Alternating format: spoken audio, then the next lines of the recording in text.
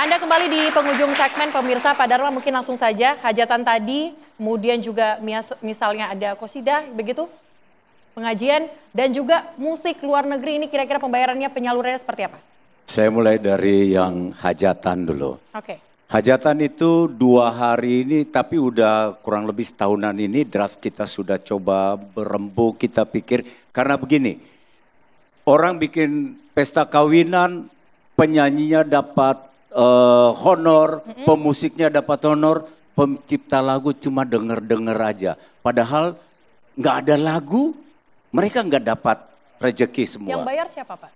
Yang bayar itu wedding organizer-nya atau penyelenggaranya, gitu. Itu satu. Siap. Kedua, untuk lagu-lagu seluruh dunia ini juga dikolek oleh LMKN. Penyalurannya? Penyalurannya kita punya reciprocal agreement, kita bayarkan ke lembaga yang seperti ini, seperti di Jepang namanya JASRAC, DMI, di namanya MACP, di Australia namanya APRA. Jadi kita membayar kepada mereka. Gitu. Belum closing statement. Sebentar. Sebelum Anda closing statement, saya akan ke Pak Maulana dulu. Pak Maulana, ini mungkin kalau misalnya tadi sempat disampaikan oleh pemerintah adalah menyerahkan sepenuhnya kepada LMKN, Anda setuju atau bagaimana? Ya ini kan bukti bahwa pemerintah tuh nggak hadir di situ. Ya kan, yang namanya undang-undang atau pemerintah itu kan yang punya domain itu adalah pemerintah. Kalau semua diserahkan ke LMKN, masa persepsi negatifnya itu akan muncul terus gitu loh. Jawaban-jawaban, mohon izin ya Pak Agung ya, jawaban-jawaban yang tadi disampaikan itu sifatnya abu-abu semua udah.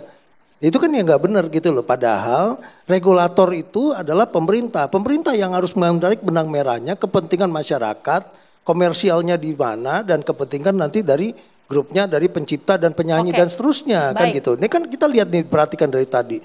Antara aksi pendapat dari pencipta dengan LMKN saja sebagai yang perwakilan masih belum duduk.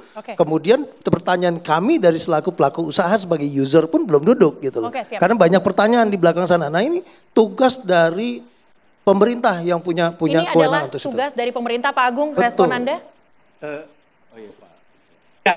Sebenarnya kami sudah melakukan banyak sosialisasi dan edukasi kepada seluruh pengguna ya.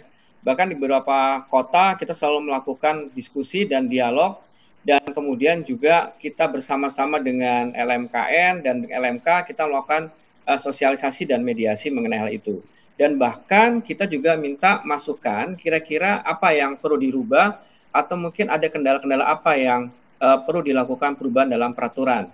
Nah, kalau kita melihat dari peraturan peraturan menteri yang mengatur tentang sistem kerja dari LMKN, itu peraturan menterinya sudah sampai 4 kali perubahan, gitu kan? Artinya setelah kita mendapatkan masukan dari masyarakat, kita melakukan kajian dan kemudian ada perubahan-perubahan. Nah, ini bahwa artinya sebenarnya bukan kami tidak melakukan apa-apa, kami juga sudah melakukan edukasi dan kita juga berbagi mana yang menjadi ranahnya LMKN dan mana yang menjadi ranahnya.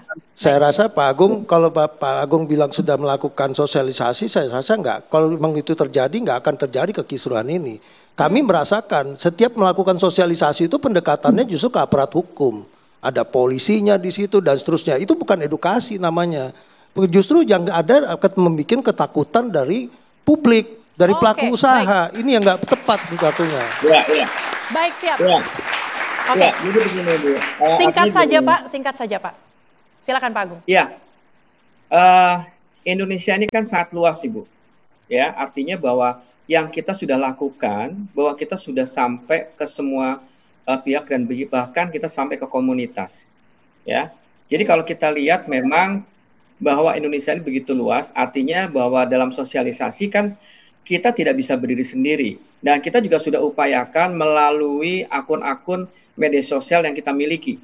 Kami juga sudah melakukan edukasi dengan melalui di akun Instagram kami, akun Facebook kami, dan kemudian juga di website. Itu semua dari edukasi semua sudah ada. Baik, Pak Agung.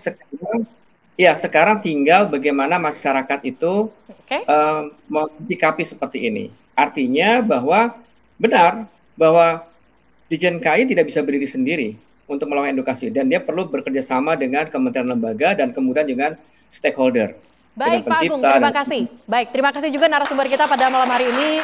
Dan semoga permasalahan soal royalti ini bisa segera terjawab begitu ke depannya supaya kisruhnya tidak semakin memanas ke depannya. Saya Celia Alexandra, terima kasih. Sampai jumpa.